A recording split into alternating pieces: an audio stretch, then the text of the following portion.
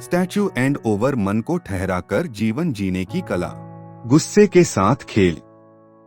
गुस्सा अचानक नहीं आता, वह धीरे धीरे अंदर तैयार होता है, अपेक्षाओं, अस्वीकार, थकान और अनसुनी भावनाओं से।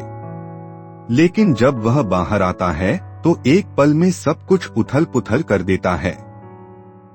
शब्द तीर बन जाते हैं, आवाज ऊंची हो जाती है, और फिर जो टूटता है वह सिर्फ बात नहीं होती, रिश्ते भी टूट जाते हैं। मैं भी कई बार गुस्से का शिकार हुआ हूँ। बाद में हमेशा अफसोस हुआ कि काश वह शब्द न बोला होता। लेकिन अफसोस बोले गए शब्दों को वापस नहीं ला सकता। इसी अफसोस ने मुझे एक नया तरीका सिखाया। एक दिन काम की जगह पर कुछ ऐसा हुआ कि मुझ पर गलत तरीके से दोष मढ़ा गया। अंदर से गर्मी बढ़ गई, दिल धड़क रहा था, हाथ कांप रहे थे। मैंने मुंह खोला और उसी क्षण मन में कहा स्टैच्यू। उस एक सेकंड ने मुझे बचा लिया। मैंने कुछ नहीं कहा। मैंने अपने गुस्से को देखा कि वह कहां से आया, क्यों आया। समझ आया कि गुस्सा मेरे आत्मसम्मान की रक्षा करने आया था, उसका विनाश करने नहीं। लेकिन अगर मैं उसे नियंत्रण दे देता तो वह मुझे ही नुकसान पहुंचाता।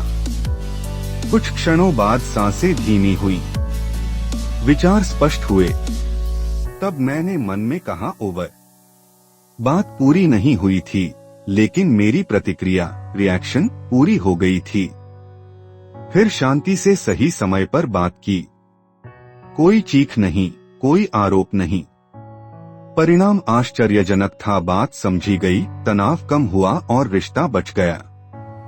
स्टैच्यू गुस्से को दबाता नहीं है, वह गुस्से को विराम देता है, और ओवर गुस्से को छोड़ देने की अनुमति देता है।